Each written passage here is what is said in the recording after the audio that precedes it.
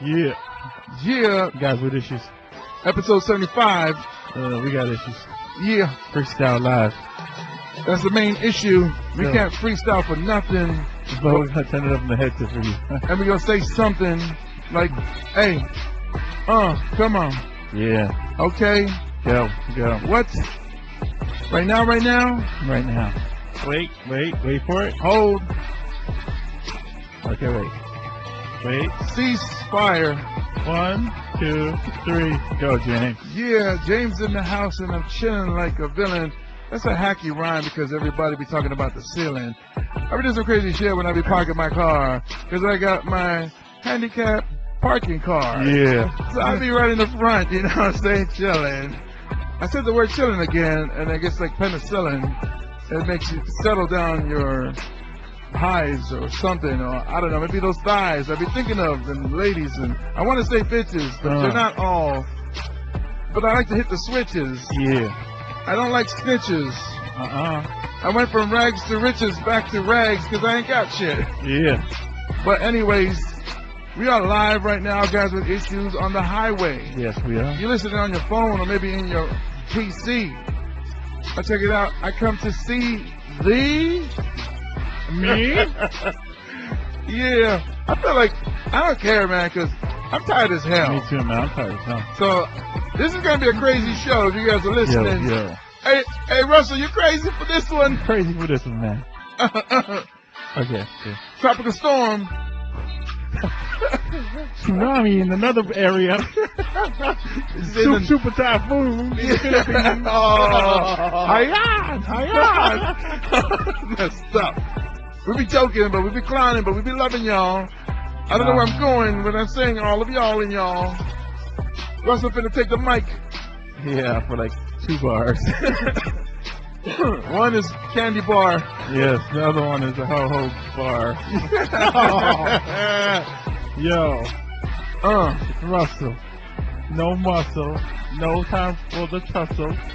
Just scuffle with my boys. Yeah. The main muscle. The main muscle be my wiener. Yeah. But it's cleaner than any Filipina. Yeah.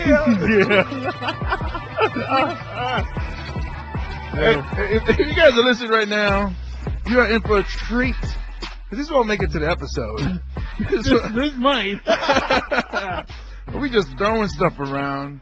Russell's listening to some freestyle by Meth and You God and Master Killer. So it inspired us to just start freestyling because So we do. Yeah, we're tired, right? I'm sleepy. I haven't slept in a while. Russell haven't slept in a while. Yeah. Like within the last 4 hours, we did not sleep, and we need that sleep.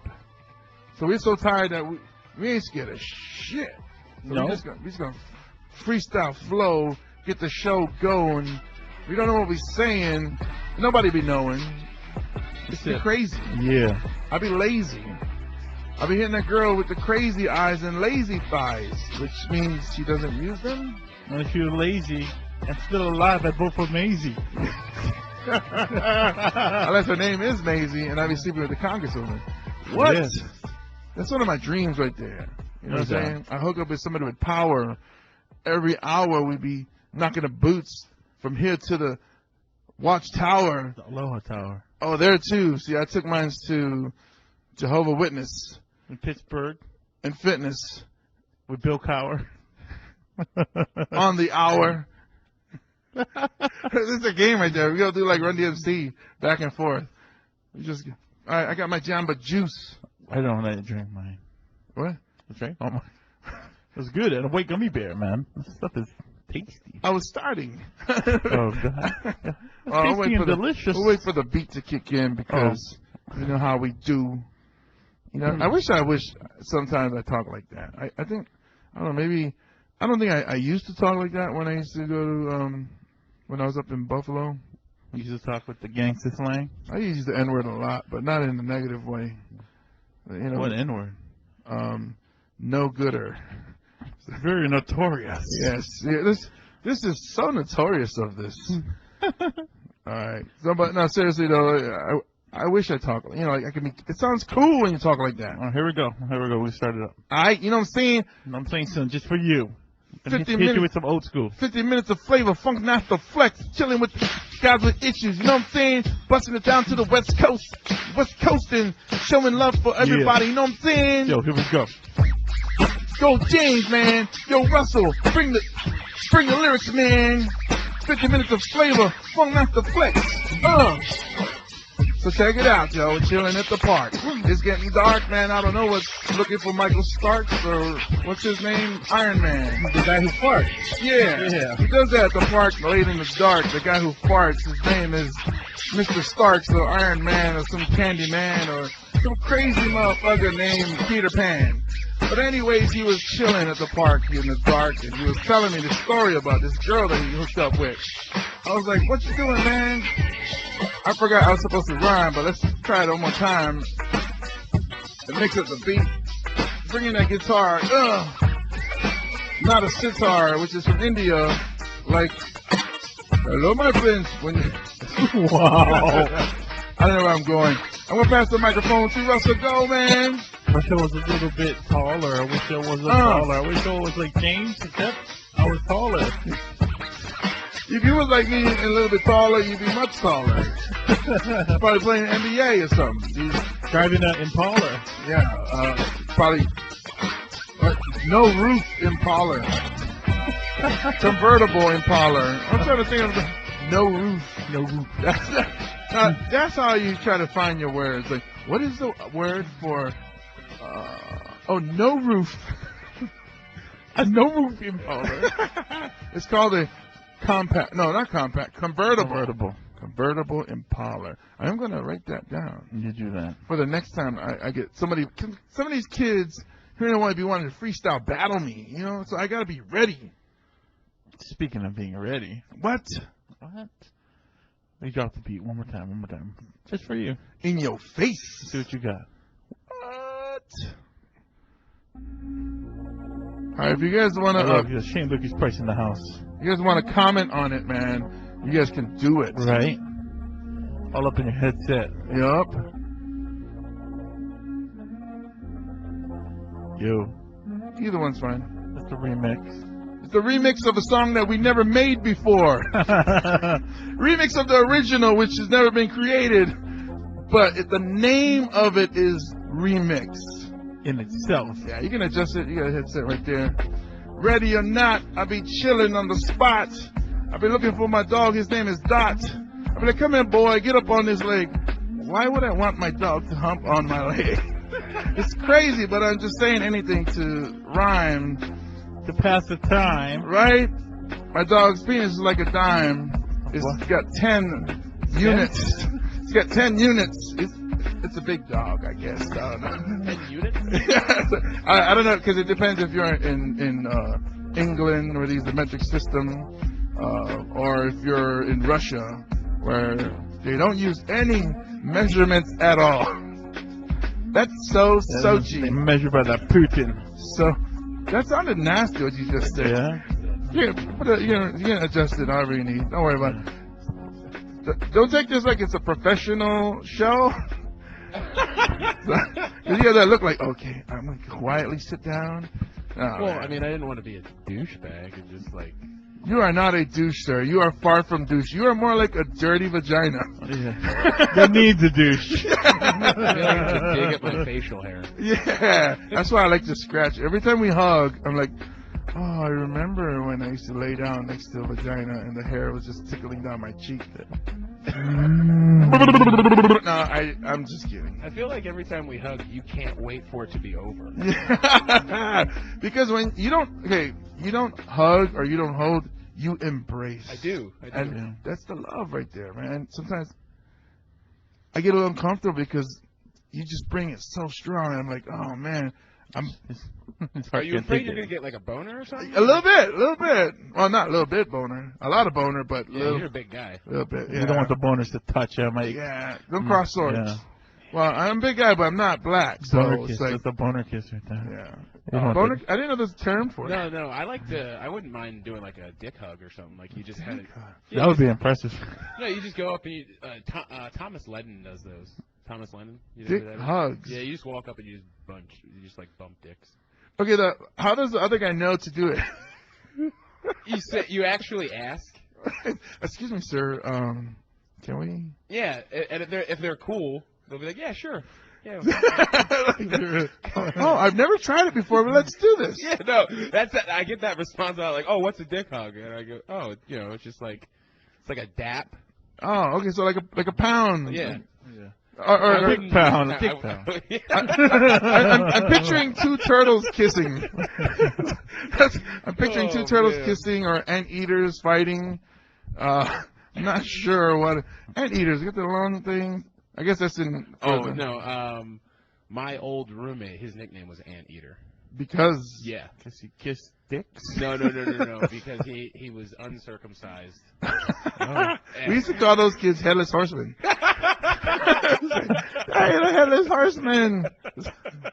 Does your friend want to come out and play? Oh my god. Imagine if he was holding like a jack-o'-lantern, like a headless horseman. Maybe. Okay, so here we go. So on his thigh, he can tattoo a jack-o'-lantern. Or, but he can shave his pubes and draw eyes right above it, like an anteater's eyes.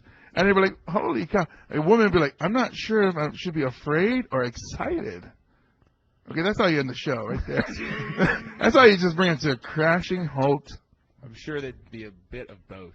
Yes. With a mixture of terrified. I have my notes out, and I didn't write anything on my notes. That is so unprofessional. Is unprofessional even a word? So basically, you open up a blank sheet of paper and staring at it right now. Yeah. I'll make a plane out of it or something. Not with a computer. It's. Oh, I'm Samoan. I can make a plane out of this. It'll fly. Oh, okay. For a little while. Yeah. It'll fly for a little while. I get your point. Yeah. I don't want to make you mad. Grrr. Sully smash. No, Sully I would never do that. All right, when you walked into the studio, we were actually messing around. We were bored, so we just started freestyling. Oh, okay. Yeah, It sounded like fun. We're not good at it, so I don't know if you freestyle or No. Okay. I tried once, and my friends were like, "Yeah, let's never do that again." I was just about to ask you if we can just go ahead and just start flowing. Just. I always try to start with like chain link fence because I feel like that should be in a rhyme. That seems like a tough one, man. It is. That's all those syllables. I always go with time. Oh yeah. I think of dime and rhyme and yeah, sign and I don't know why. I would always go to like my friends are dropping dimes, and then I'd say, but I'm not ratting, and then I don't know why. It's so bad. Sounds very situational. What's up, man? Situational. Are you the Very situational. It just sounds wicked. White. This is the pre-show. We're waiting for Chad. Uncle? Your uncle? That sounds like a lie.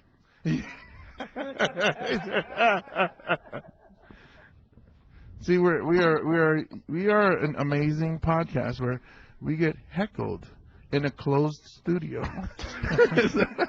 By your supposed uncle. Yeah. I don't know. He's calling me uncle, or He was calling you uncle. I don't know. But you remember him from Edge, right? Yeah. Yeah. He wasn't calling you uncle back then. What Yeah. happened?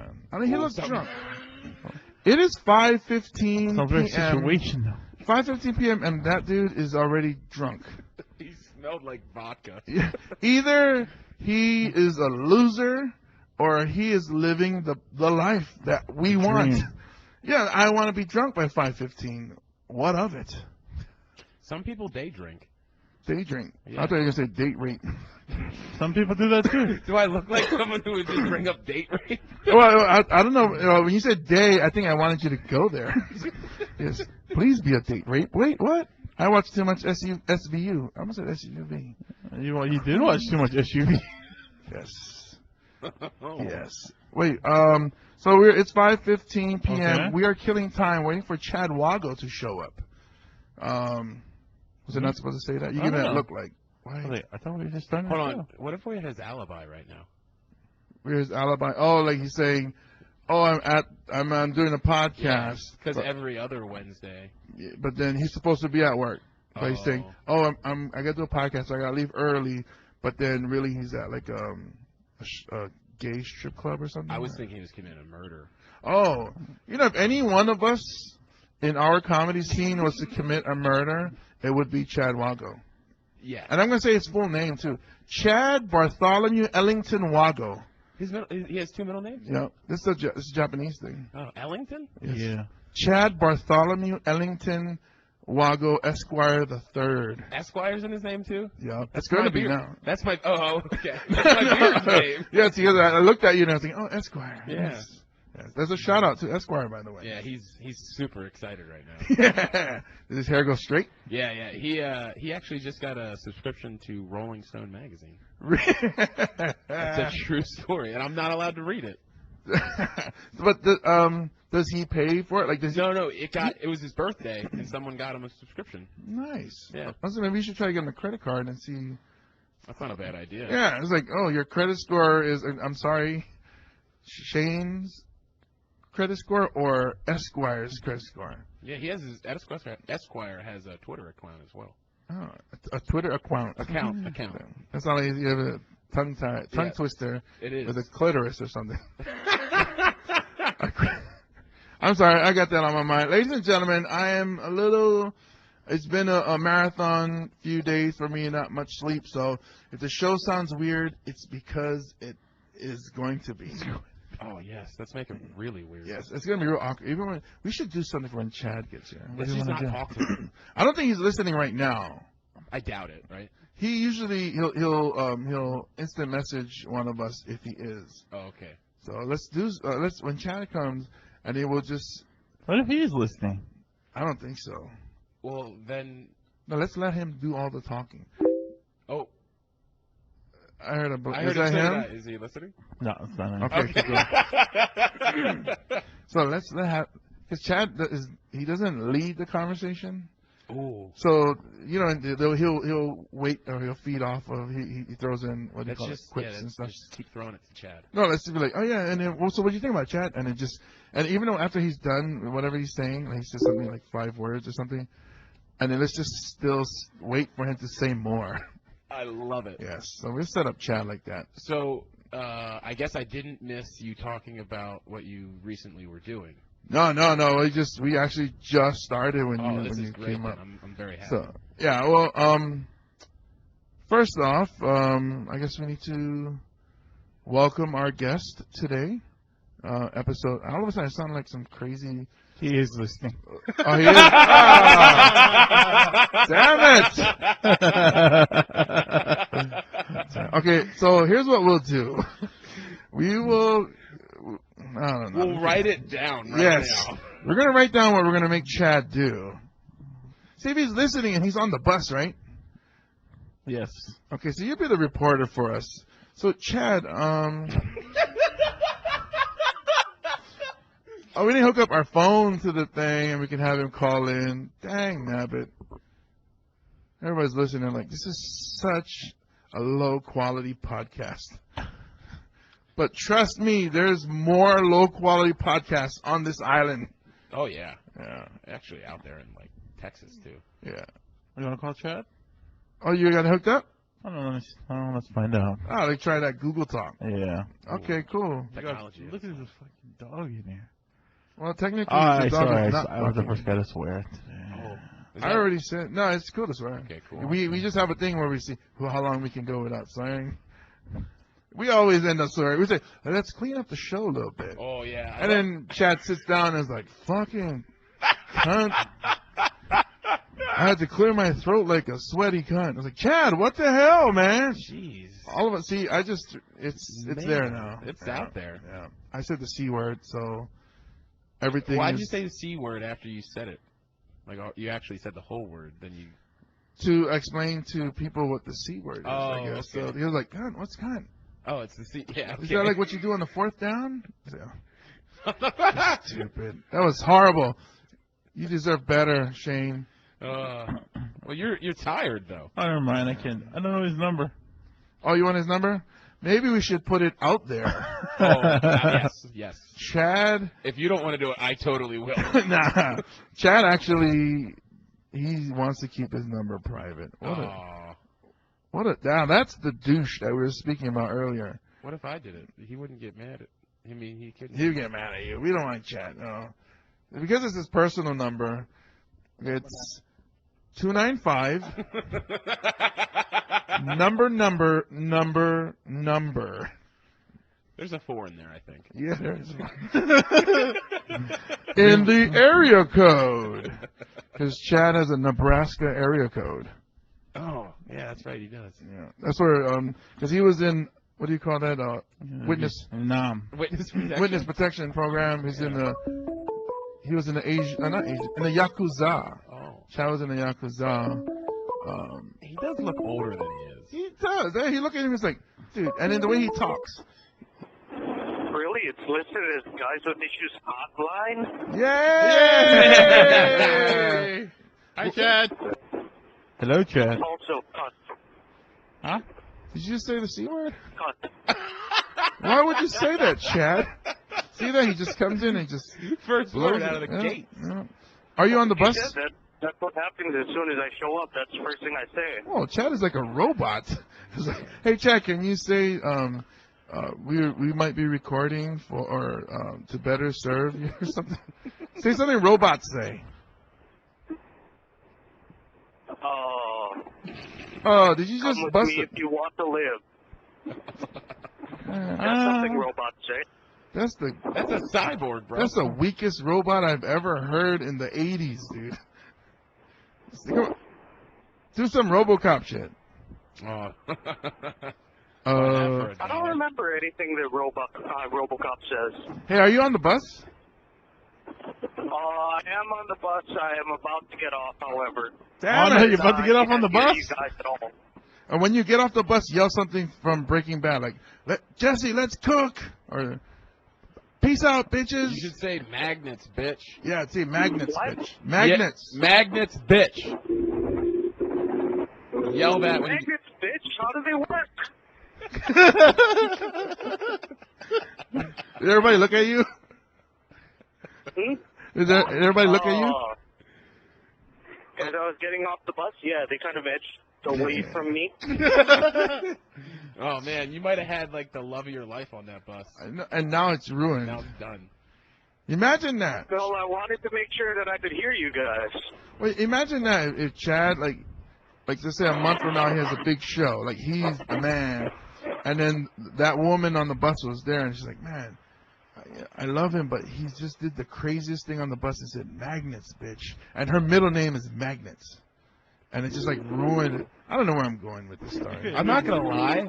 That was well thought out, but just the fact of a middle name being Magnets makes it untrue and not plausible.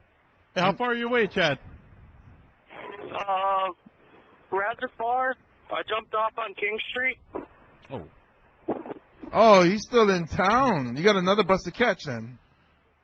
Oh, no. I dropped off on King Street right by 939, Hawaii's Premier Gentlemen's Club. Hey! Why'd you stop there when we were at Hawaiian Brian? Because I can't hear you guys. Okay. Magnets. All right. So what you did was you made it harder for you to get here on time. So we'll see you in a bit? Yeah. I should be there in about 10:15. Okay. We'll see you later, Chad. Don't listen anymore because I'm going to talk shit about you. Bye. Bye, Chad. That seems like what he did was counterproductive. We need you in here. I'm going to get off because I can't hear them. And then I'm going to run 500 miles and get there very, very, very late. Oh, man. He's going to get here and we're going to be like, all right, that's a good show. See, that's why we pushed the show back. It was like, oh, let's move it back later because we want more Chad. We want more Chad. We need Chad. Yes. I hope he's sweaty and maybe has a cut or two. He does wear that jacket. He's like a pleather jacket or members only jacket or something. So he probably will be pretty funky when he gets there. Unless he was lying to us and he's like right outside.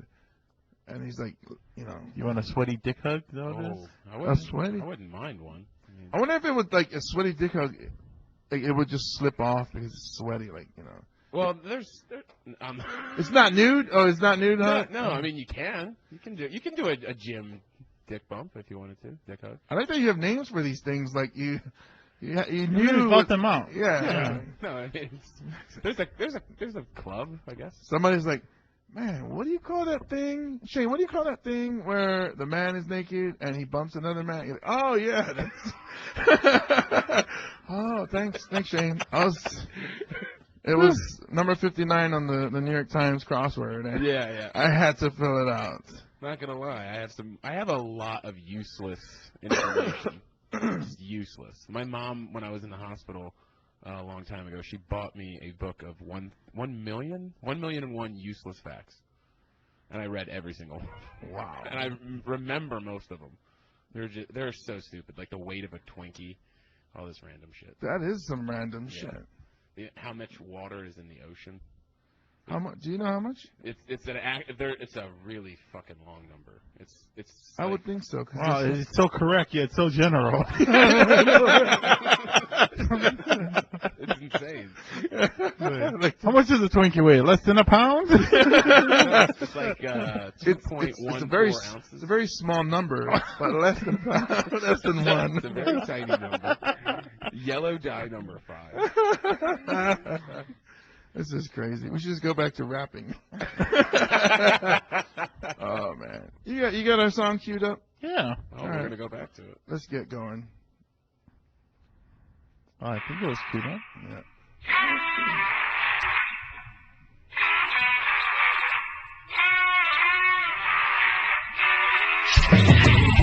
Broadcasting live in the studio at Hawaiian Brian's. It's the Guys with Issues, starring James Money, Russell Killer, and Chad Wago. Come to my house, babe. Prove me wrong. Tell me that I'm fronting just for playing alone. Standing in that key, fire your shine. Ever see me dead, baby? Pretend I'm something I'm not exactly. You say, you said it's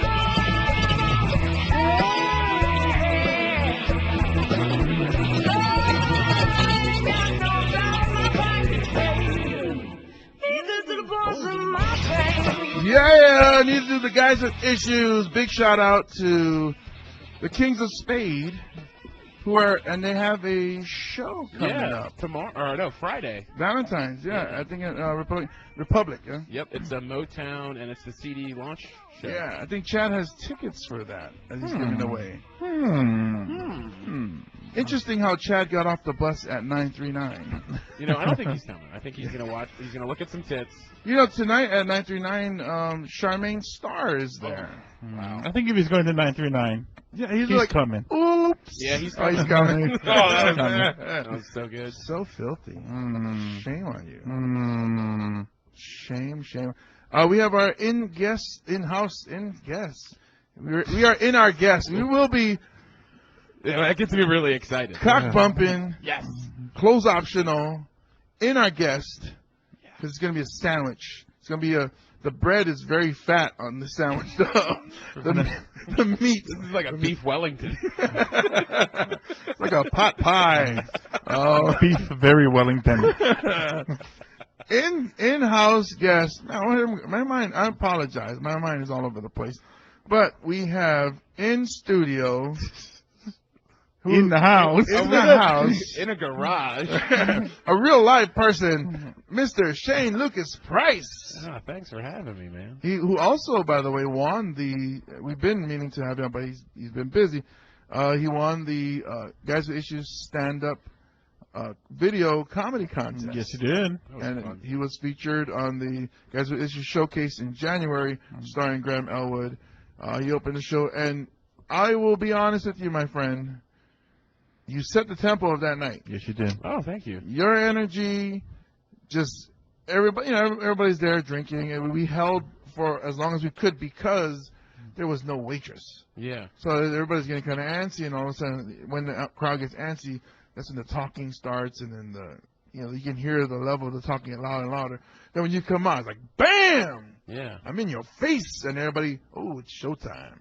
And everybody after you did great, and I always say it's because of the open. I think the last time I remember seeing that was when Khalil Naiga started off, I think, our first Right. showcase, and everybody else succeeded after because that first person Yeah. kicked everybody in the face, It in was a good way. Yeah, it was such a fun set, and I've opened for big names before, but that's the first time that one actually came up and said something to me after. Oh, they enjoyed? Yeah, and Graham came up. He was like, "Damn, that bus joke is just brilliant," and I was like, "Thank you." Like I was honestly, I was like, "Wow," because I opened for Cat Williams, and he didn't even look at me. Well, to be honest, I wasn't there, but I heard Cat didn't really look at anybody. He was that a night. dick. Yeah. Well, you said that. Shane looked like said that. No, I did. Yeah. No, but that's what I heard. Like he came in, he showed up just before his time to go on, and disappeared right immediately after. Yeah, and he was wearing a little straw hat and had a briefcase. Oh, where? He looked like Inspector Gadget. It was great. Inspector Gadget as the inch-high pimp private eye. Oh, Did yeah. anybody here do a Cat Williams impersonation? Nobody want to Look, can anybody? As in, like, there's a whole bunch of people in this room. No, there are hundreds that come to The our only one live shows. that's coming to my mind is this shit right here, but I mean, that's This cliche shit now. right here. Oh, yeah, It's yeah, cliche yeah. now, right? I am a boy, Damon.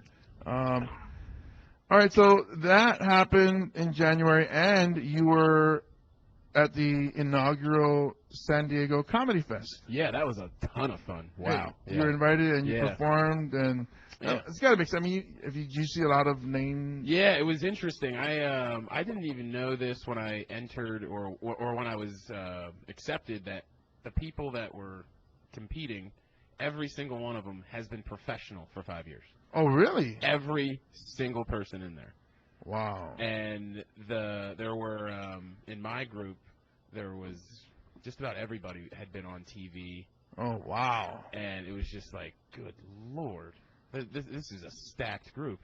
And two of the people that Nick Cobb and Leanne Tucker, they were in my my bracket, and they actually placed third and fourth. And I mean, it was a stacked Oh. unbelievable.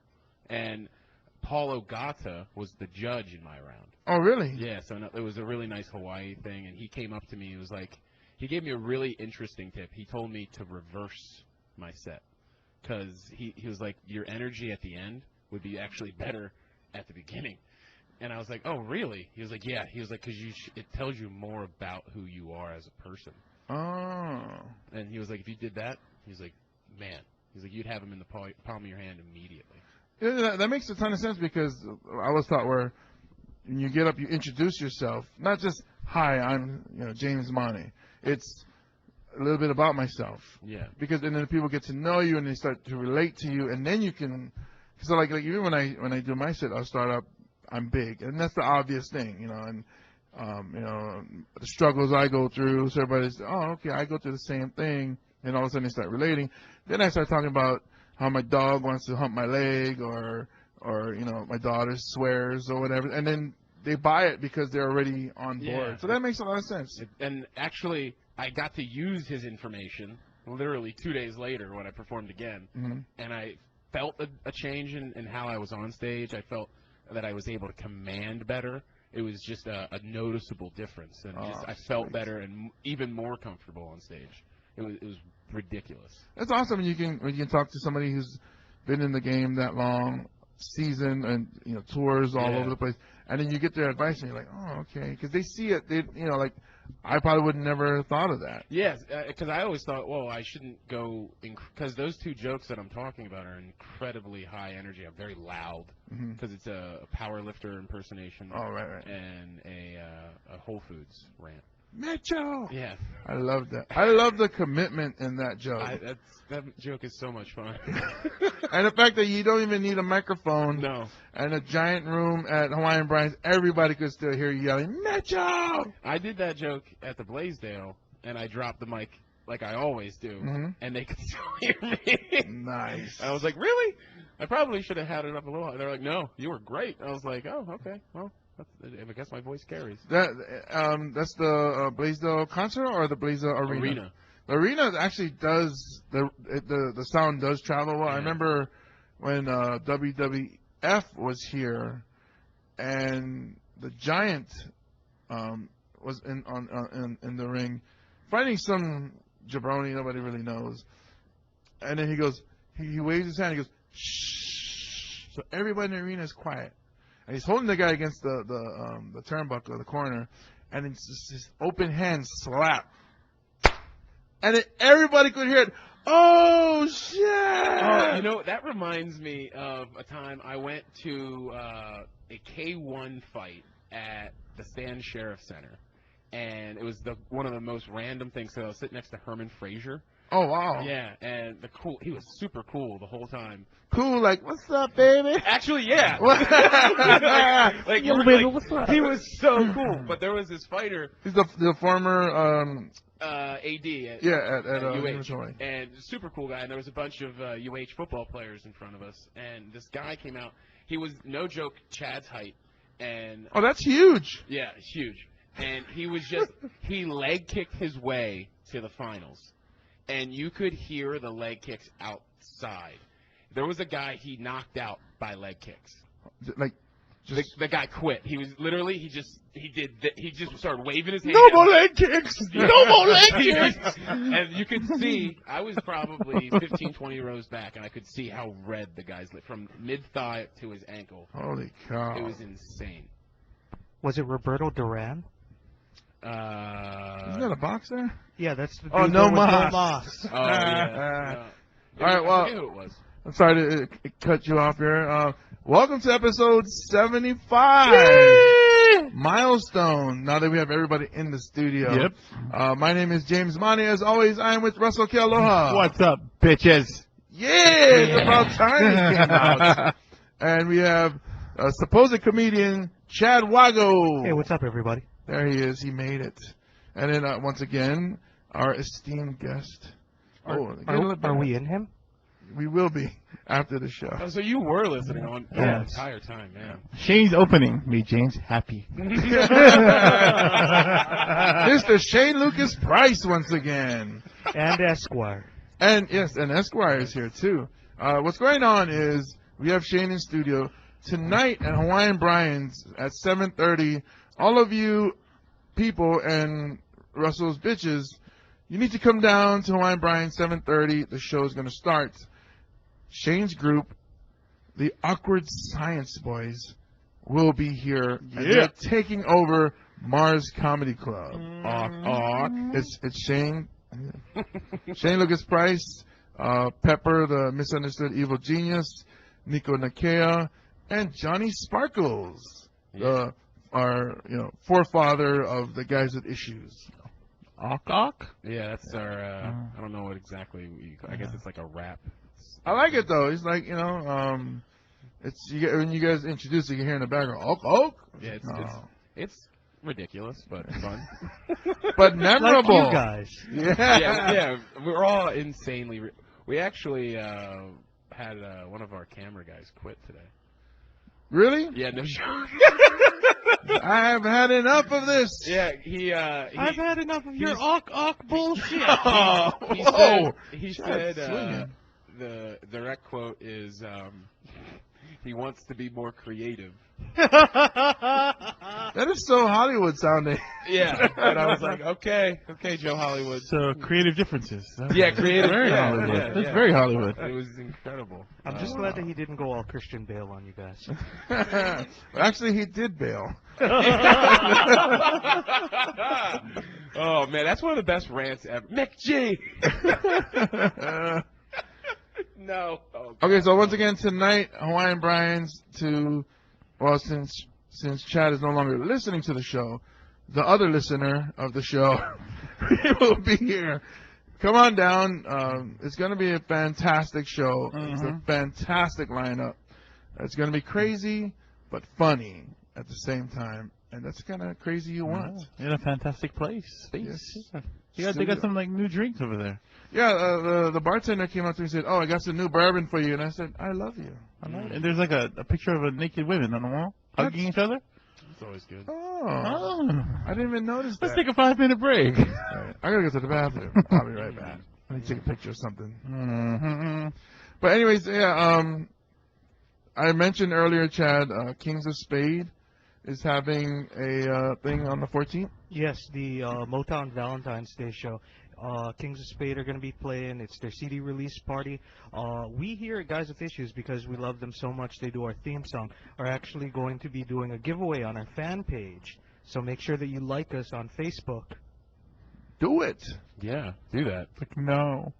Did you say McNow? Like no. Oh. That's gonna be a fun show. Jesse's gonna be in the Motown group playing guitar. Mm-hmm. Really? Yeah. It's gonna be a lot of fun. You meet Tito. Is that the one who played the guitar in Jackson 5?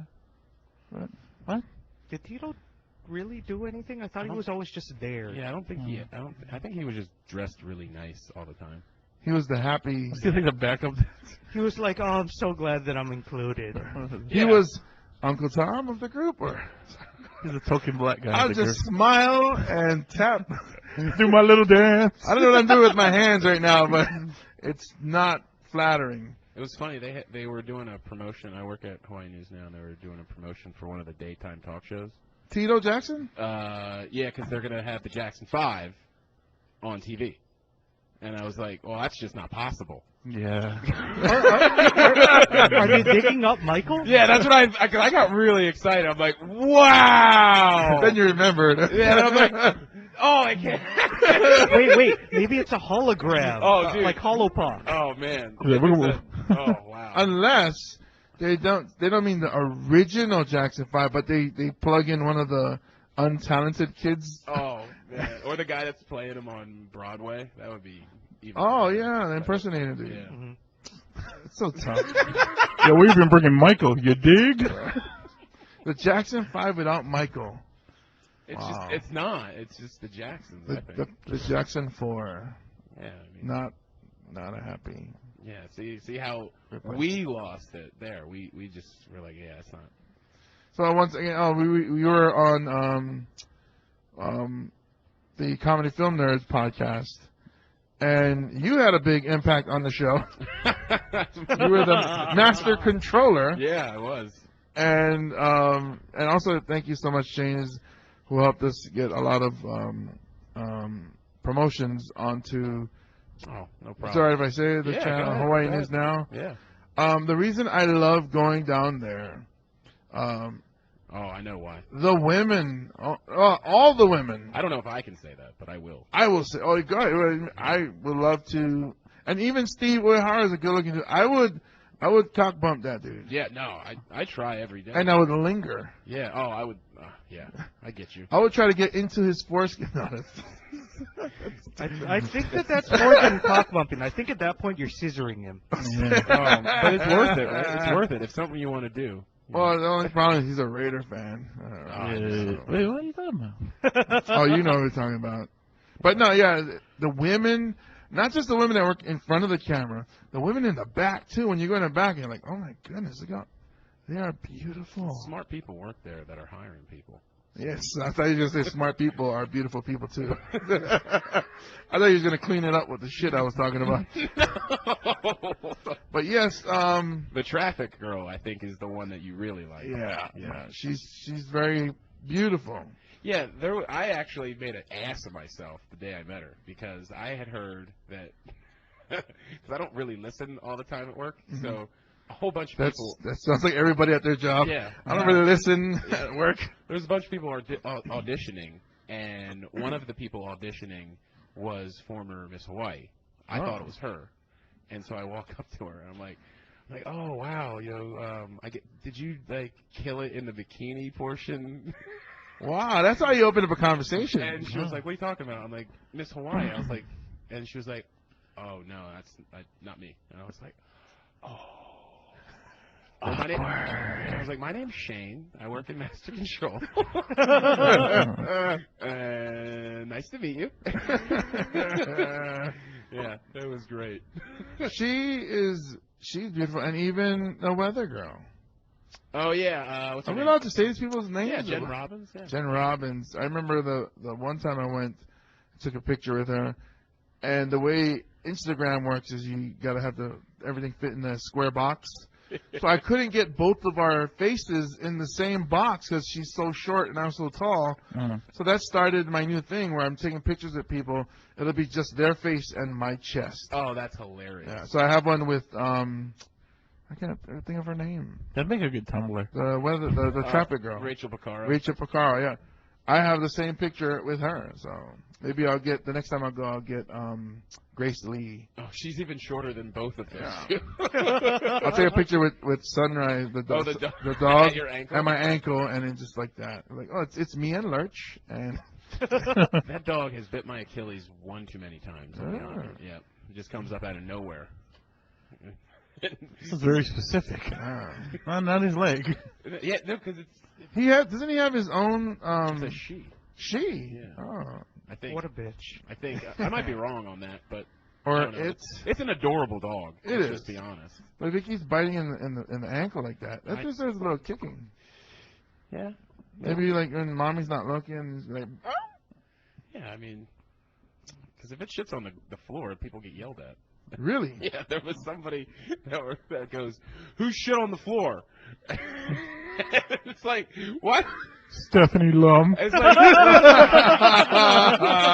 it was like, wait, why would you even ask other humans if they shit on the floor at work in the middle of the work area? Like the news manager walk around, did you shit on the floor? And my immediate response, are you serious? And he goes, yes. And I go, well, I don't know. And so I followed him to the shit. The shit was this big. Real little. Real little. And I go, does it look like I'm going to make...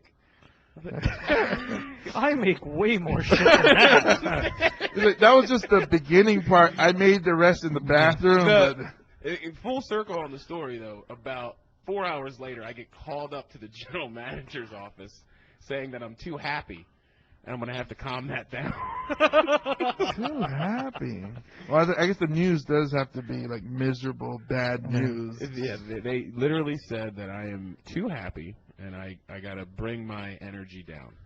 God damn it, shit on the floor. I was like, I didn't shit on the floor. Happy people always shitting on the floor in the middle of the newsroom. Holy shit. It was great. Did they do anything? Well, they can't do anything to her because she's anchor, right? No, what they it was funny because she was like, "Don't feed my dog anything exotic or out of nowhere," and I was like, Out of nowhere. "What is out of nowhere?" Like, So I make sure no ninjas feed her dog. I didn't know how to respond. I was like, "Okay, like I'll just stop feeding her meth." And Is that really exotic? Because it's made in the USA. Yeah. the blue stuff has made it to Hawaii, though. Has it? Yeah. Science, bitch. Yeah, there was. I guess somebody. It was on the news, and the guy goes, "You guys shouldn't take TV so seriously." But he's on TV trying to be serious. That's cool that because you work at the Yeah, I work at the newsroom that you get to get all the information right away. Like Yeah. I try to. Oh yeah, no, you know what oh man, sorry to cut you off, but Mm-hmm. oh man, I actually had one of the coolest. I was at work the night Bin Laden died.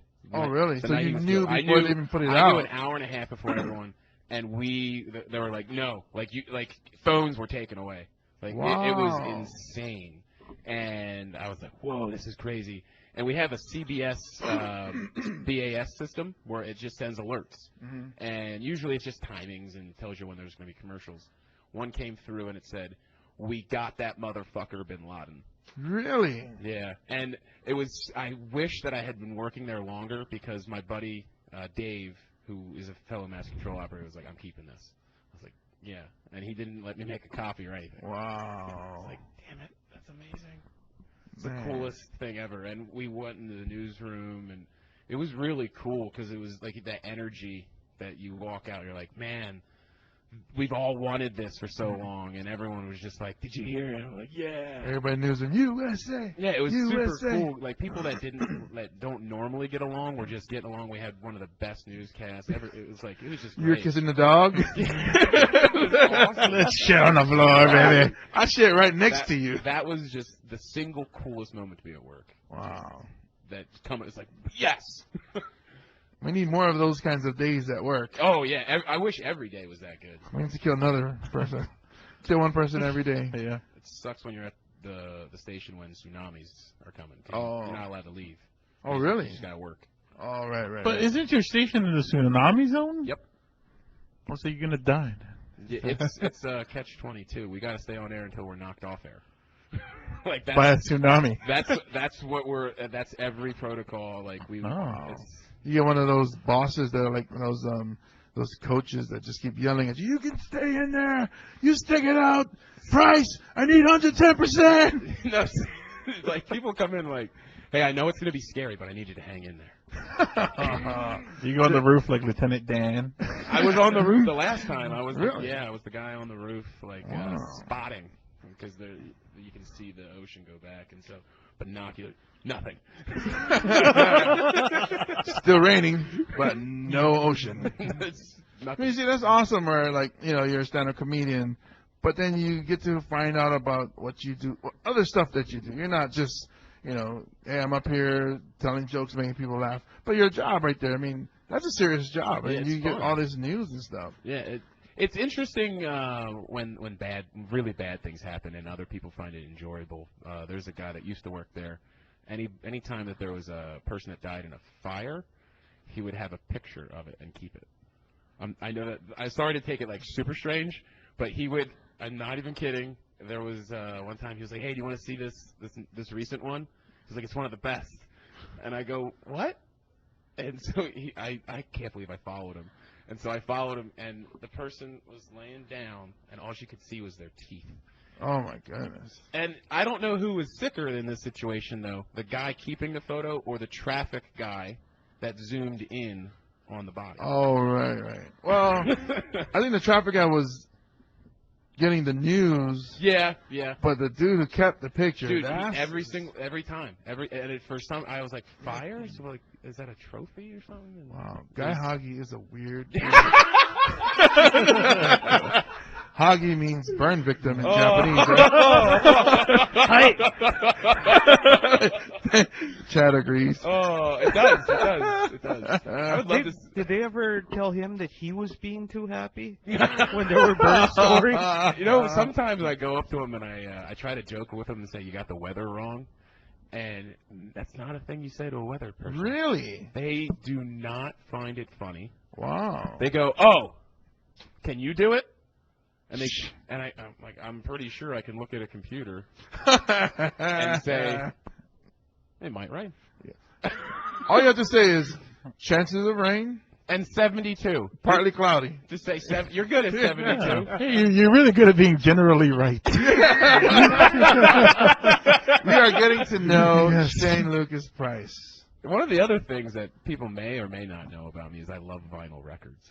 I remember you were on the Live Mike Show podcast briefly, and I remember you would play vinyl. Yeah. And I seen you come out to clubs or to comedy shows actually holding records. Yeah, sometimes I go in before I go to shows because there's last year there was only a certain it was a Friday, it was Black Friday, and there's only one day for Black Friday Record Store Day, and you go in there and you got to buy them, or if you don't buy them that day, they take them off the shelf and they're never sold again.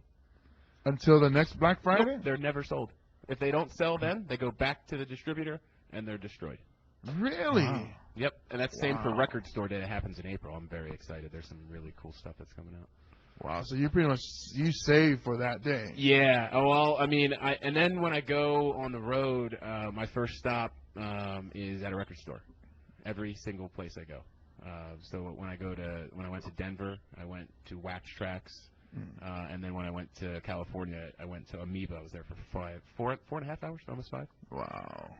Yeah. I wouldn't be able to handle it. It's a lot of a lot of these old record stores, I don't know how those were, but it's always a lot of dust. Yeah. So when you're flipping through the records, every time you flip or you close, that dust just blows right in your face. So usually I can't handle too much because then my nose gets all stuffy and then my eyes get all watery. And then because I used to DJ back in '99, back when I was by Game Jesse James. Big Game Jesse James is my DJ name. Oh, that's amazing. And I did not know it that. was about you. amazing.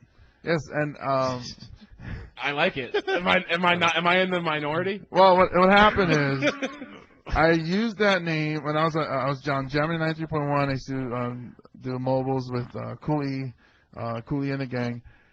Now AOL back in these days, AOL chat rooms, you made your name or whatever. So I tried to put Big Game Jesse James. Now one letter too much. It didn't fit.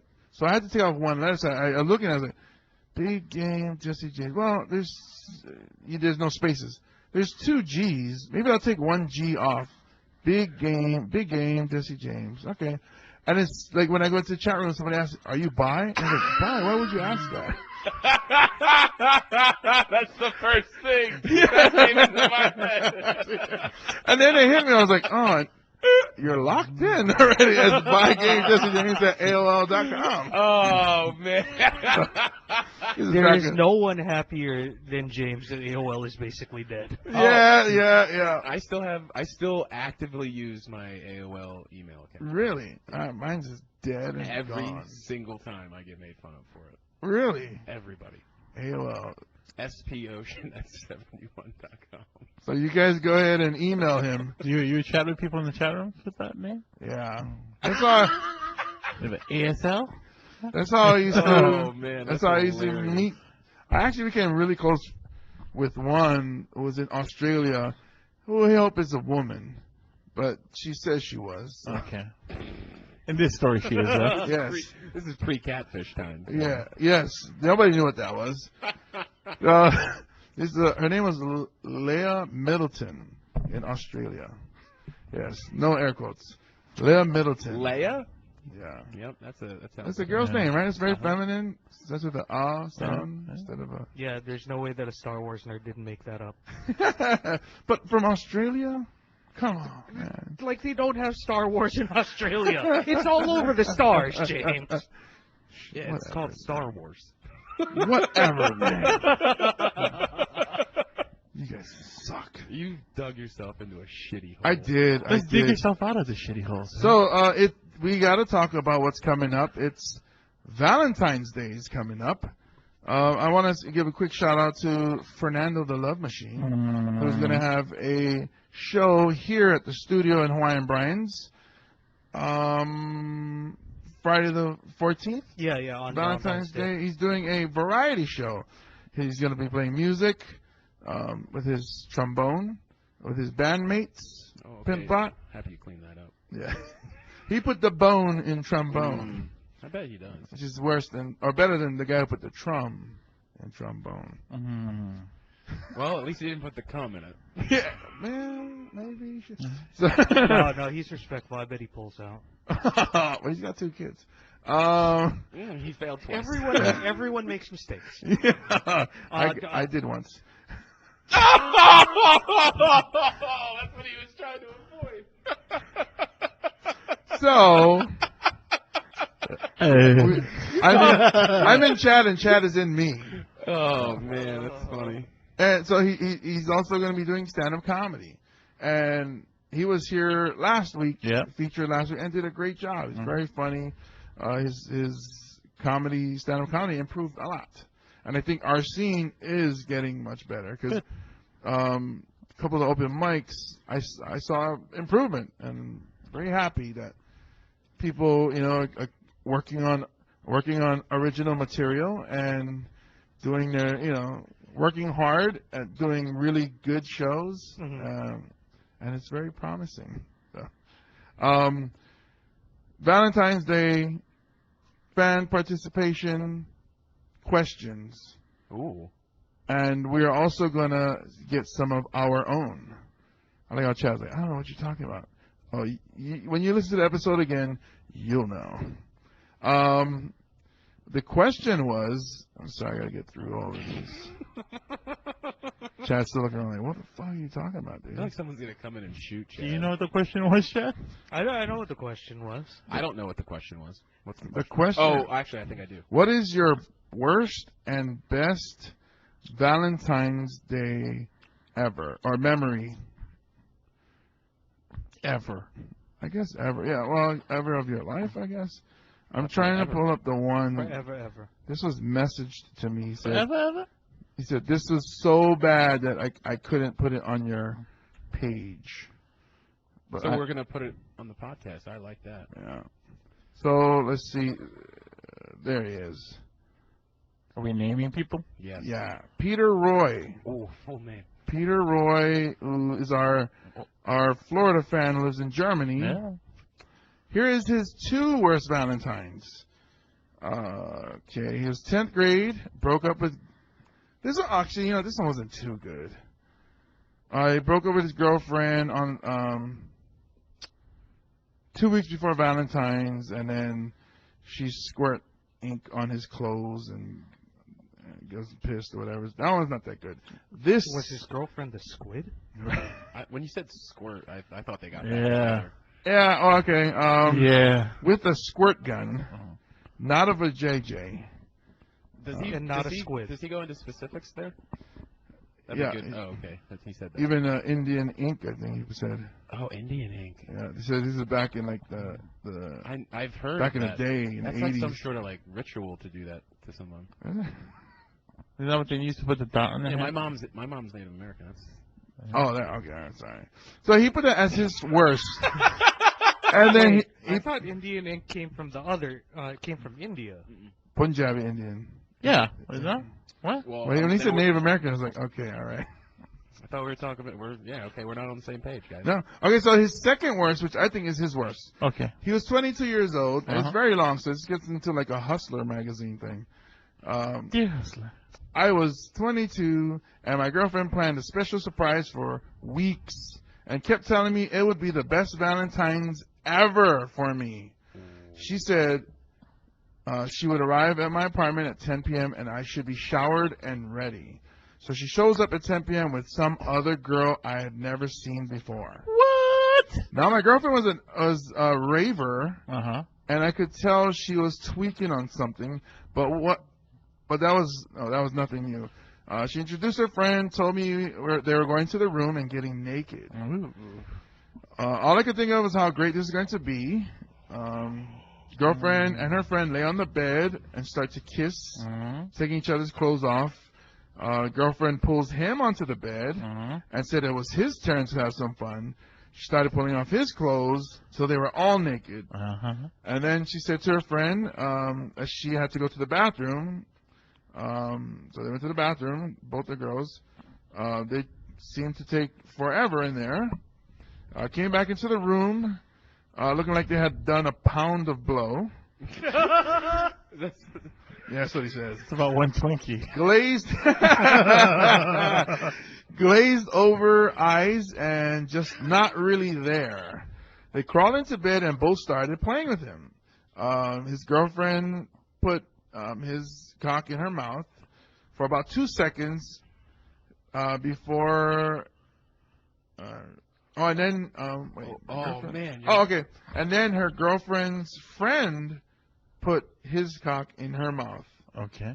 and the girlfriend slapped her. Yes, that's exactly. And then the girlfriend punched her in the face and was screaming, "I told you he was mine."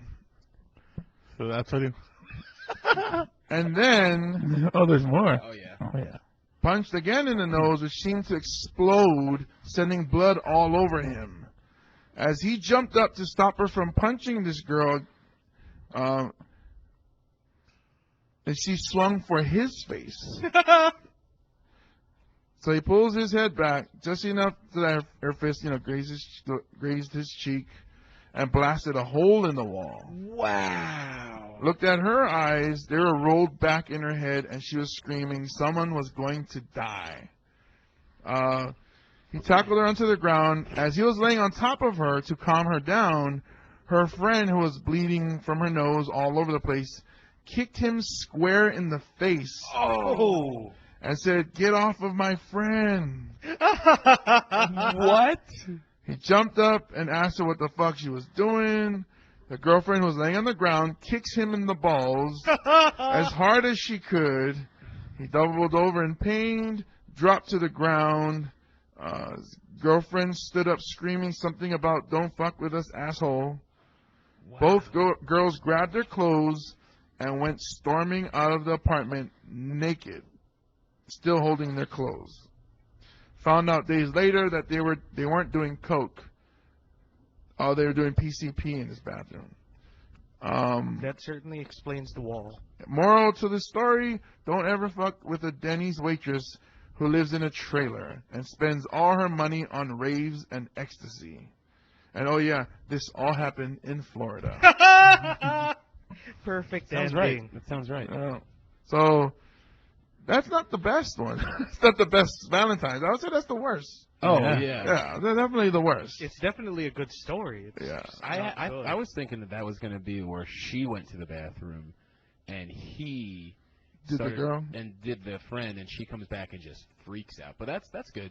That's a piece. I didn't know where you were going with that. It was like, oh, the girlfriend put the dick in the mouth, then the girlfriend's friend put the dick in the mouth. I was like, oh no, please don't have the girlfriend put her dick in his mouth. That would be weird. That'd be a big Her dick in his mouth. Yeah. Party over. Worst Valentine's ever. That's right. True that. That would be the worst. That would be the worst.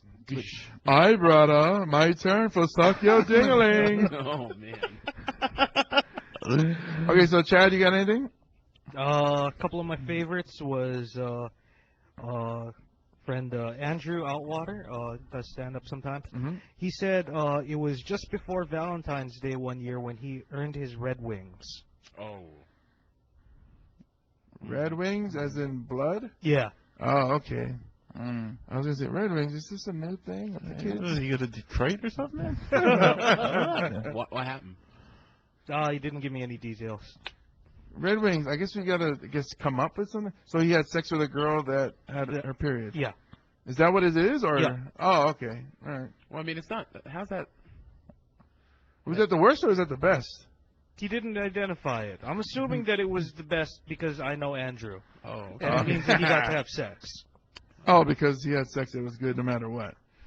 That's the way I took that story. So if if it was a man, he's like, well, my friend had sex. He had sex, so touche, Andrew. Sex is sex, man. Yeah. And you know, Some people are like that. sometimes when you do a guy in the butt, it stretches and it bleeds. Somebody that we. I'm not know. saying I know by So what's next, Chad? My very sad friend McKenna Dyer. Oh, I know McKenna. He's a good guy. Wait a minute. He's a good guy. Yeah. And very sad. Let me prepare myself for the misery that is about to be bestowed upon me. Is this a long one? No, it's not very long. It was 2 years ago. Wait, let us guess. Mhm. He got caught masturbating by his dad. And that would be the worst. 2 years ago. This was probably Jennifer Lawrence. Probably got snubbed at something. What's your guess, Russell? I don't know him, so I'm gonna. Just go with what's in your heart. Just imagine a very sad person who blows everything out of proportion. Oh, okay. You now know all about him. I don't know. He hit his dick with a hammer. That's a good one. He probably would. I feel like Shane was closest. It was just being single, having the flu, and watching a really bad episode of Glee. Worst Valentine's ever. He was disappointed in the episode. She wasn't even in tune with everybody else. She did not harmonize properly. What's that guy that killed himself on heroin? What's his name? I don't think Corey Motley. Oh yeah, Corey Monteith. Yeah, he probably was all about Corey too. He's probably really Like, sad. why? Why did you have to go? All right, Russell. I don't have any. No one Best or responded worst? to you? How about your best or worst? My best or worst? really don't have any. Nothing really bad happened. Nothing Okay, good. what about best? Nothing really good happened, you know? Just another day. Just another day. All right, Mr. Yeah, I have one. You have one? Is it Yeah. the All right. best or a worst? It's a combination of both. Oh, okay. Wow. A borst. Yeah. A Borst? Or a West. Junior year of college, I was single. I was hanging out with a bunch of my friends, and I get a phone call from a girl I went to school with my freshman year. And she was like, "Hey, I'm in town. You should come hang out with us." And it was Valentine's night, so I was like, "Okay, yeah, let's do it." And so I went to a party, and we started drinking vodka and wine mixed. I don't know if you guys ever done that. Don't do it. You get really fucking drunk. Oh, Yeah. So what happened was, I didn't know this at the time. I found out later. This girl is married when this whole thing happens. That's a good thing, right? Yeah, I thought so. Okay. All right. So what happens is, everyone falls asleep. I'm sitting in a chair watching an episode of Dexter when it was good, and she crawls to me and says, "I'm gonna suck your dick." I was like, "Yeah, okay, that sounds good." It's like you have to convince yourself. Yeah. So she undoes my pants. Yeah. She takes out my dick. She starts sucking my dick. Well, then about 45 seconds later, I just feel a bunch of pressure right here in the inner thigh. And then I go, "What's going on?" And then I hear, she was out cold with my dick in her mouth. Wow. So she was snore-jobbing you. Snore jobbing, yeah. Wow. And so I had this internal battle. Okay, I was like, Gotta finish. and so because it wasn't for me, it was for my friends that were gonna know about it. Right. Because it's not like I'm not gonna be. I have to tell them because they saw me get in a car with this beautiful woman. Your mama didn't raise a quitter. That's right. I'm not a quitter. And so I go, all right, what can I do here? And I went back to high school days when I heard about the Superman. Superman that hoe. Have you guys ever heard about the Superman? No, I guess not, with your reaction. So she didn't have a shirt on. So I finished by using the dead weight of her head. Yeah! So you skull her. And then I came on her back, and I put the blanket on. on her back.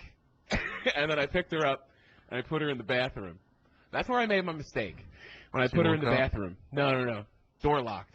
There was no other bathroom. Okay? I immediately had to piss.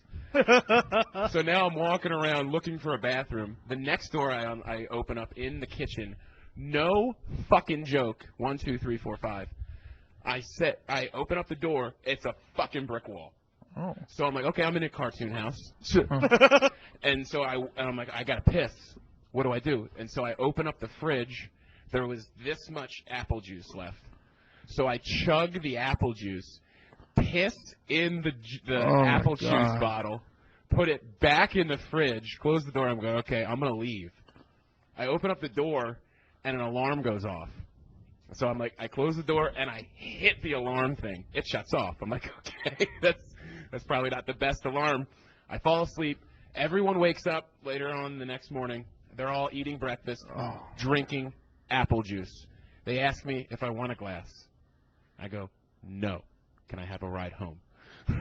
And so she gave me a ride home, and then she drops me off, and she goes, strangest thing, I had this weird crustacean on my back, and the apple juice didn't taste very good this morning. I was like, I don't know anything about either of those. I closed the door, and I walked up to my apartment. Bitch, what's up with this cartoon house and brick walls? Dude, that was the scariest thing ever. It was ridiculous. Did I rape her, though? I mean, saying that out loud. She started it, Okay. All right. so you just finished. Yeah. You just completed task. Yeah. I mean, I think she would be proud. Yeah, I'm sure she'll hear this and be like, That's what happened. That's how I got the towel stuck to my back. I was Superman that hoe. I'm Superman that hoe. Oh. I tell you what, I felt like Superman the past two nights. Oh, good segue. Yeah. There's an elephant in the room. Yeah. Hey, don't be so hard on yourself.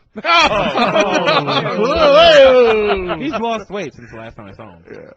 You don't see it much. No, but I actually got big. But a smaller elephant I am. He got really upset. He told me I lost weight. Don't take it away. I'm keeping that one. All right, Right so here. so I was on Maui the past 2 days. I was blessed. I got to open for David Chappelle. Who? Dave Chappelle. I know him better as Dave Chappelle. Yeah. Yeah. No. Well, I know his name actually is David. One of his jokes, he says David. So yeah, he's Dave Chappelle. But one of the jokes on whether he dresses up as a garbage truck driver, takes girls out on dates, and then he goes, and then he takes off his mask when he show up at the date and say, "Ugh, you a garbage truck driver?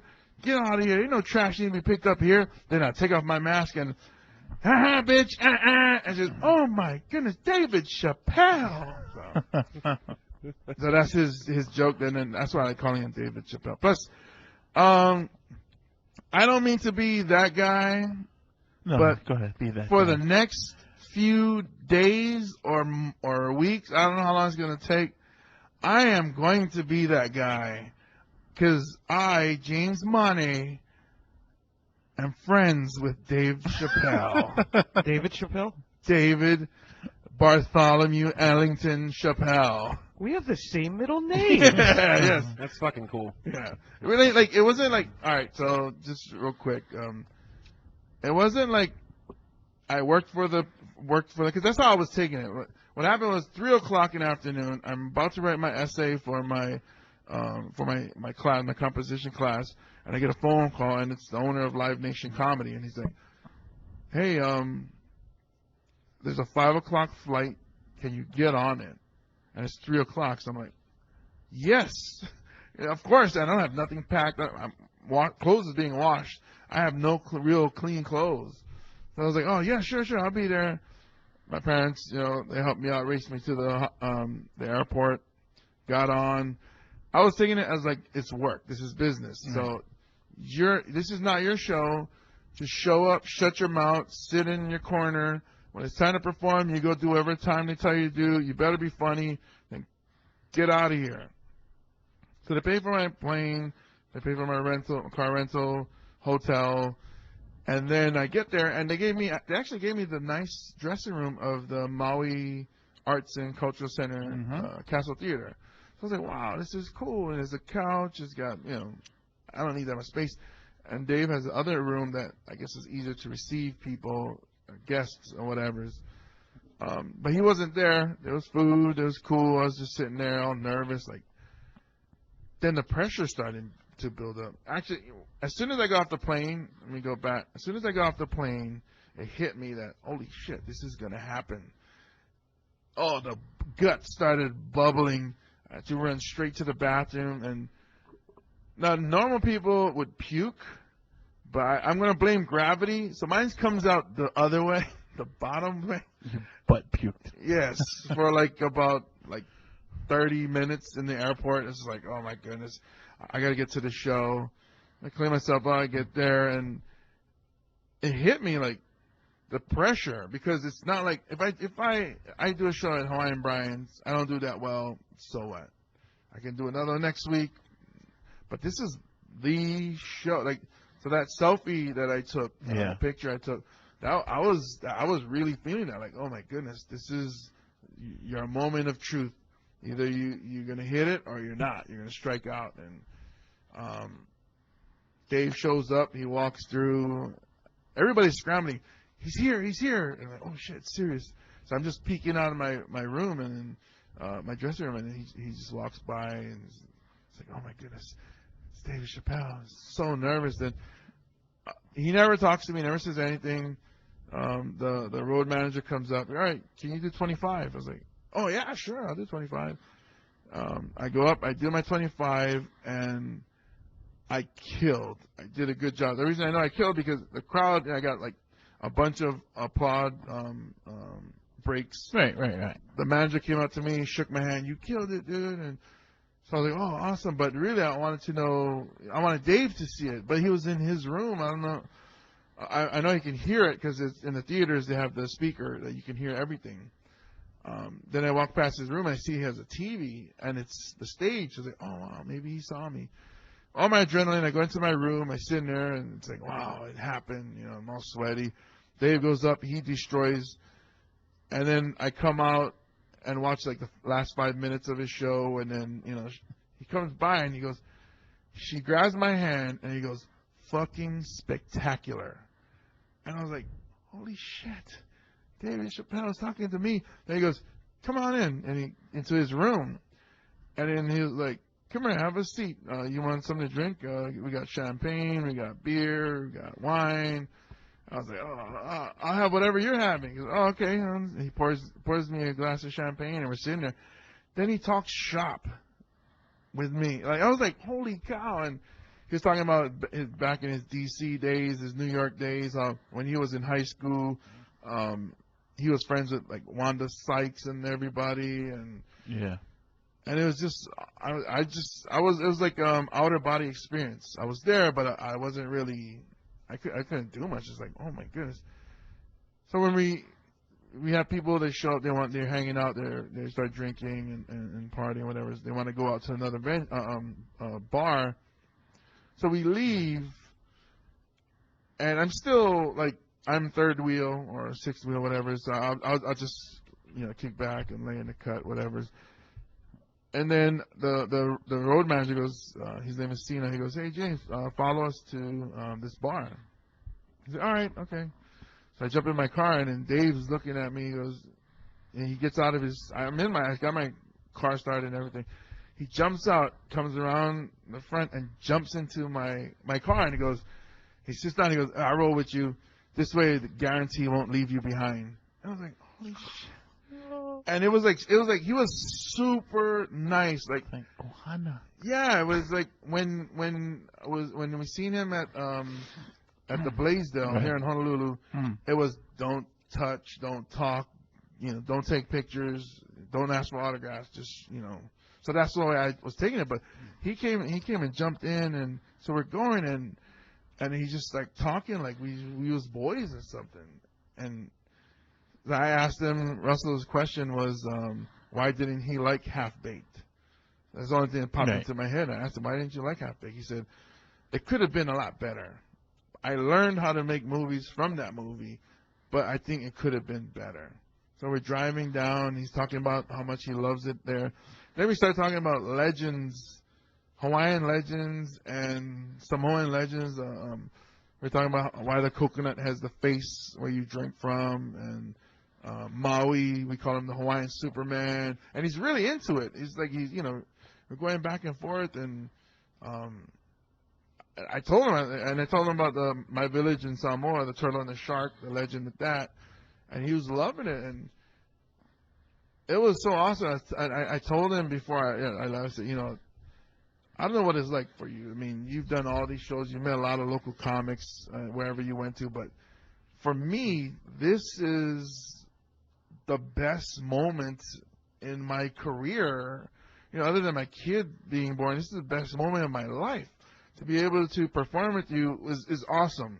But the fact that you sitting here and talking with me, I can't handle this. And he was just like laughing it off. And so the second night we went out again after 2 shows, and he does the same thing. He gets out, he jumps in my car, and it's just me and him again rolling down, and he immediately starts talking about giving me advice. So he's talking about, he said, you ever watch Richard Pryor? He said, I watch that shit all the time, and I can break it down like a DVD movie commentary thing. And you'll never see it until you get to a certain point in your career how brilliant Richard Pryor was. And I was like, honestly, I watch it, I just think it's funny. He's like, you got to put yourself in that period of time. Nobody was doing that shit. He started doing it. But it also was a part of him that he was talking about. It wasn't just I'm gonna tell a joke and yada. He was telling some serious, and he was breaking it down. He was like, Martin is the one that introduced me to it. Martin was like, hey, you gotta check this out. He was saying Tommy Davidson started it. What happened was when he was starting out, he would write notes, about his set, and Tommy Davidson came up to him and just grabbed the notes and crumpled it up and said, "Do you know your jokes?" He goes, "Yeah." I said, "Well, what the fuck are you doing writing it down for? Just get out there and do them." And I was like, "Wow!" And he's just telling me he's telling me to continue. He thought I did a really good job. He really loved my say. I can see your structure, and that's the main thing. Is a lot of new comics that come out and they just talk, but there is a structure, and like, even with him, he has so many callbacks that are like just awesome. So he was talking to me about structure, and it was like, I see the structure. Even, and this is how stupid I am, he gave me advice. He said, this might be kind of hacky, but you know that joke when you talk about they kidnap Samoans and your father calls, maybe if you tried this. I was so in awe that he was talking to me. I have no idea what he said. I have no idea what he said. All I remember is saying, this might be kind of hacky, but you know that part about your dad, when he picks up the phone? It'll come back to you, I think. I feel like that'll come back. It was just so much to take in. It was like, just 2 days, just Dave Chappelle. And I was telling him, I was like, this is... I love you. Yeah. Come here, Dave. I didn't say that. He's off to Australia now, right? Or... No, he's still in Maui. Oh, okay. They decided to stay a couple more days because he loved Maui so much. It's so funny because he starts off just talking so much shit about Tongans. And me as a Samoan, nothing against Tongans, but I think it's pretty funny. You need to talk about the handshake. The handshake? Yes, you need to talk about you need to talk about the handshake. See, I told Russell to start early, which is embarrassing to me. Oh, did you fuck up the handshake? Not with him. Okay, so he's there. I know last week Woody Harrelson was there.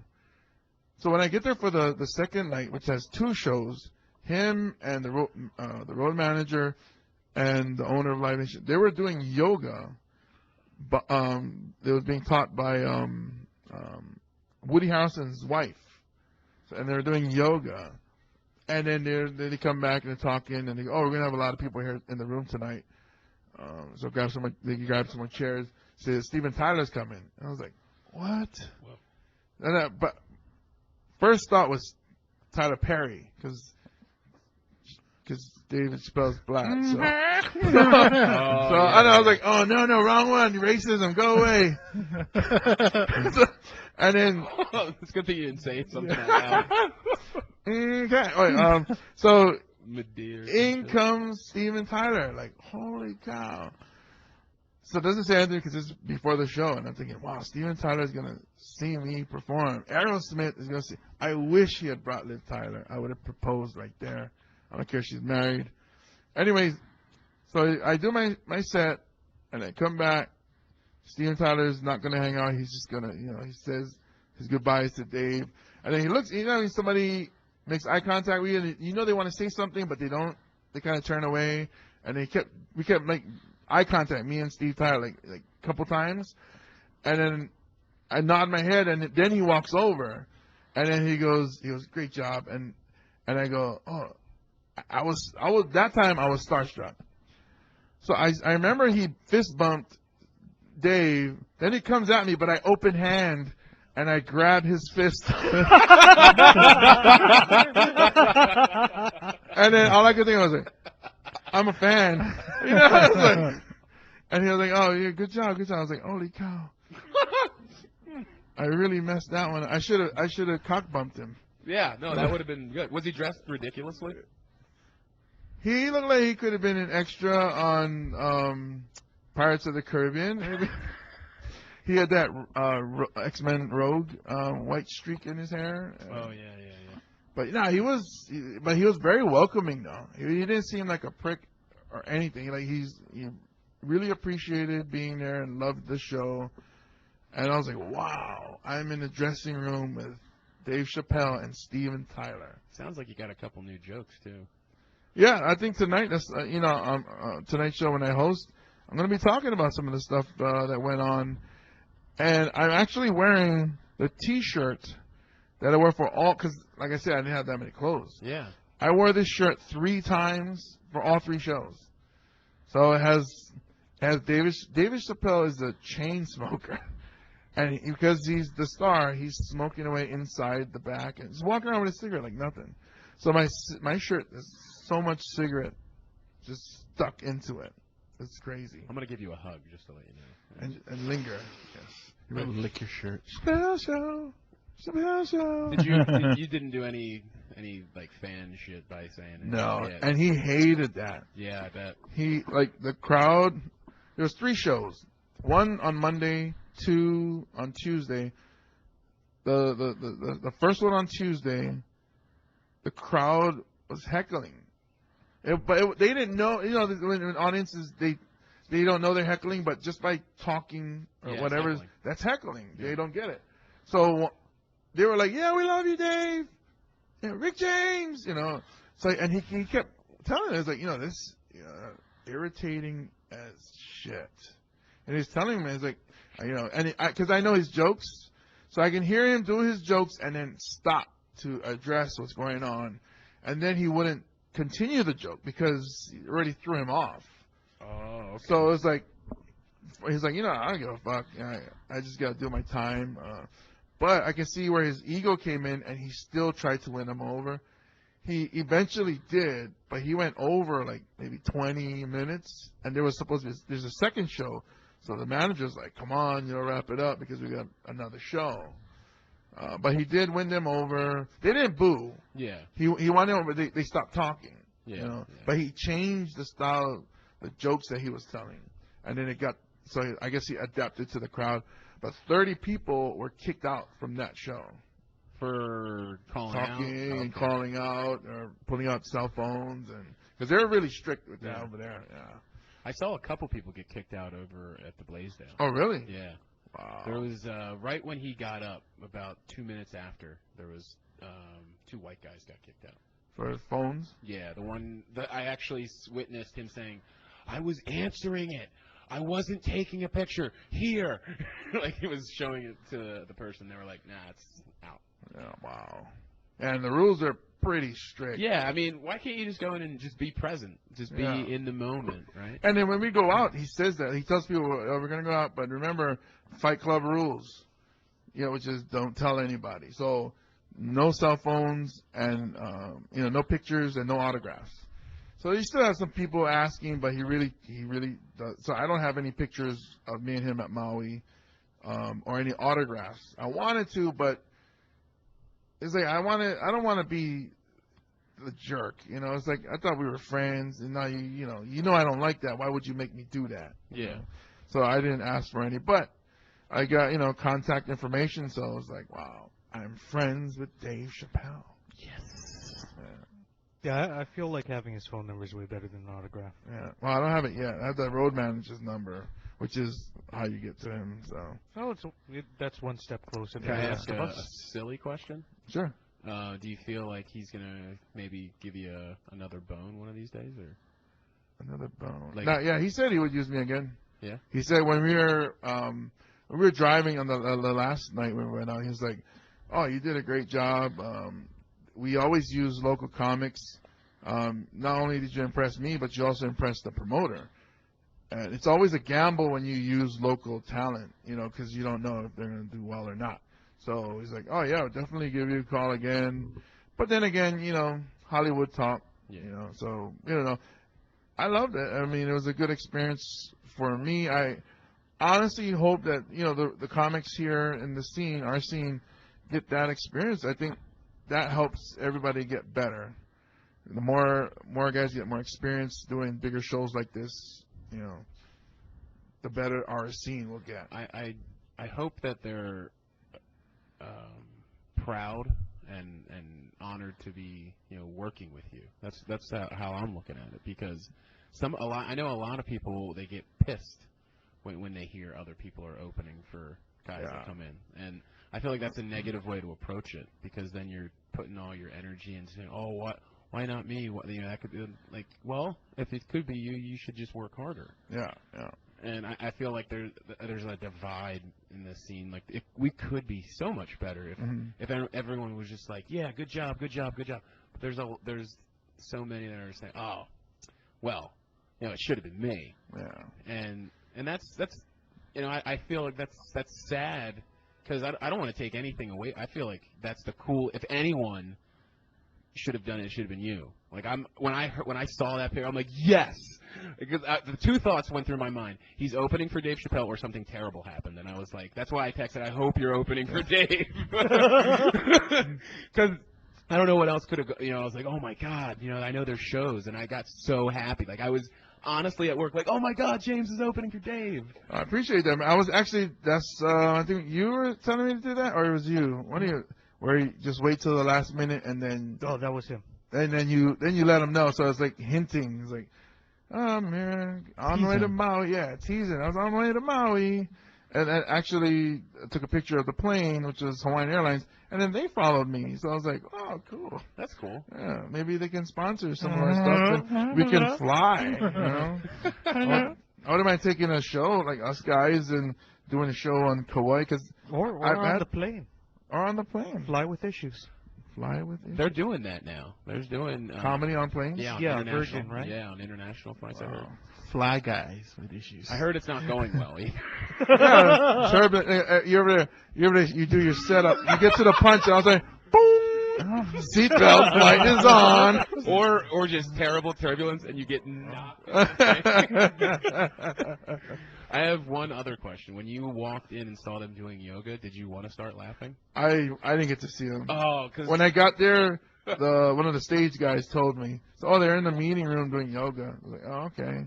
I kind of wanted to. I think you told me to take pictures, right? But I was like, see, I thought you were saying the crowd was doing pre-show yoga. That's what I'm like. The crowd is doing yoga? That's awesome. The Maui is so typical Maui. So typical Maui. Everyone, 1,500 people doing fucking yoga. Right before Dave Chappelle. It was be a really relaxed show, guys. What's cool is I talked to him the last drive. I was telling him, so I do a podcast.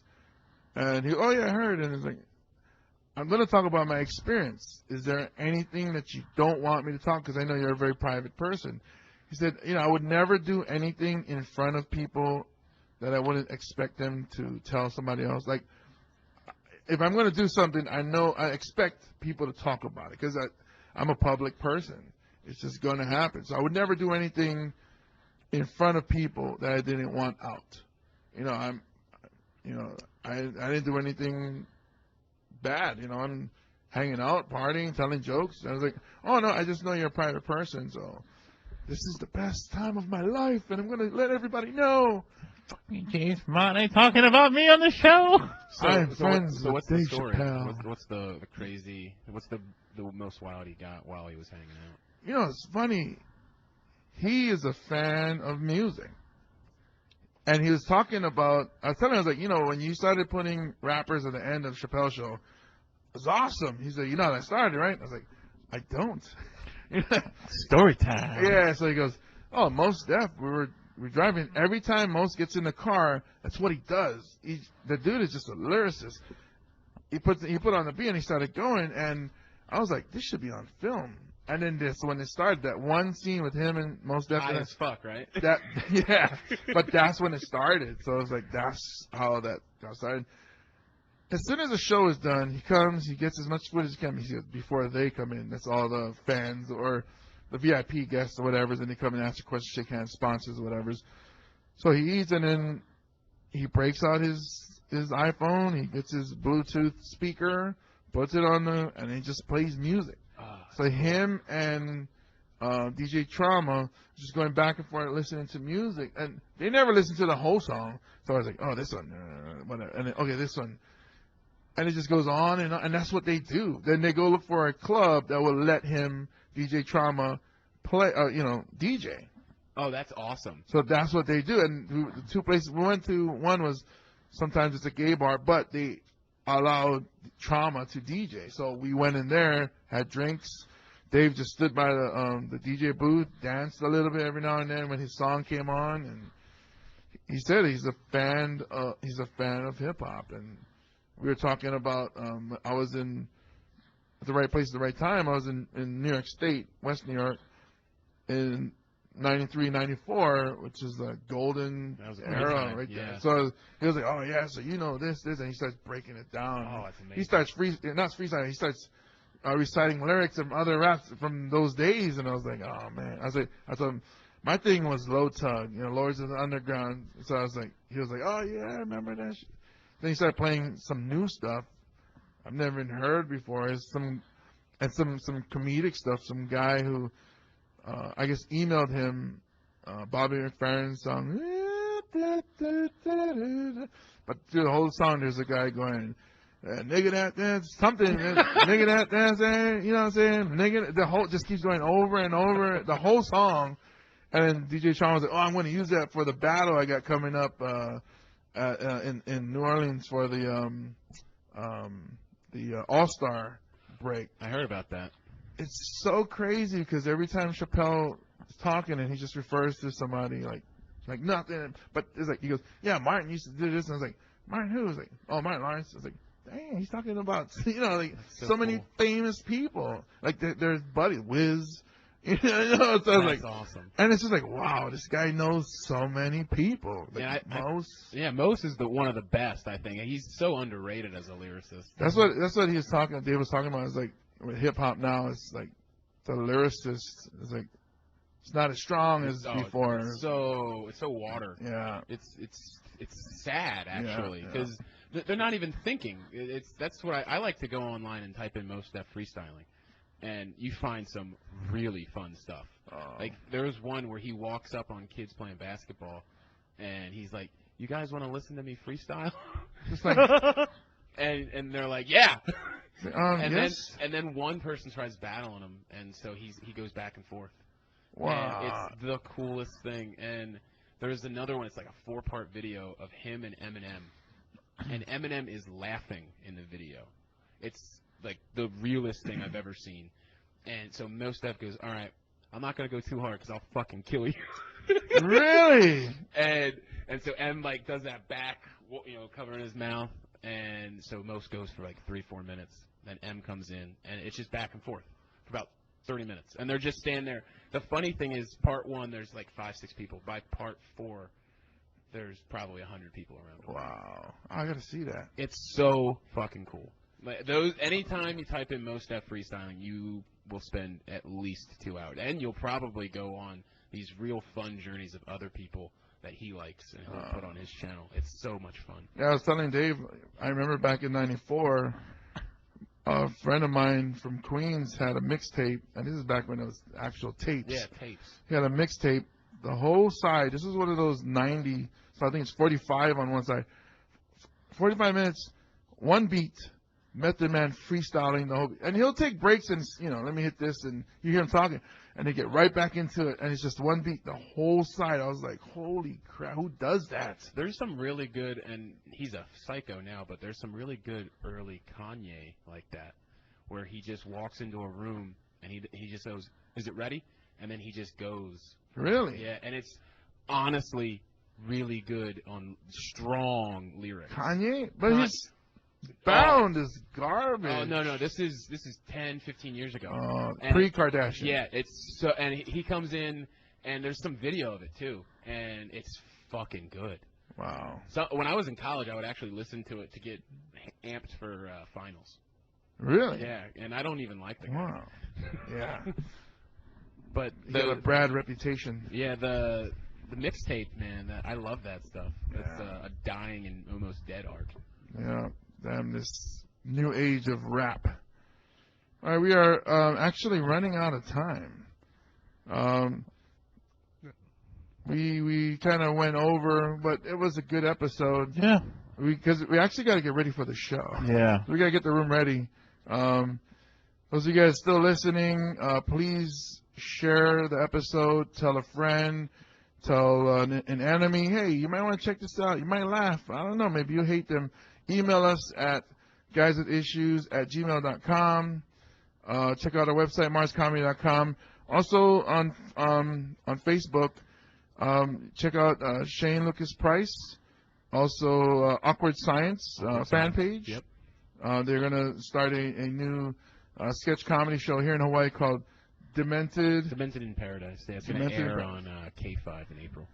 Which they're actually fundraising for on Indiegogo right now. That's right. I just saw that commercial. All you guys acting a little crazy. So check them out. Anything else you want to plug? Or? No. Just anybody that's still listening or anyone that's going to future listen, just if you guys just tell one friend, and then those people tell one friend, and that's spreading the word, and that gives these guys more listeners. These guys are amazing. They work very hard for this product. If you guys just tell one friend, that's all they ask for. Somebody can, if everybody just told Richard Picaro, I'd be happy with that. Thank you guys for listening to episode 75, milestone episode. My name is James Mane. As always, I'm with Russell Kealoha. Goodbye, bitches. Big shout out to our guest, in-house, in-guest studio. Is this where the dick pumping starts? Yes. Oh, it's going to happen. Oh, good. Yeah. Shane Lucas Price, thank you, my man. Thank you. Thanks for having me. And always our supposed Colombian drug lord, Chad Santiago. Thanks for listening to the podcast. God bless you and good night.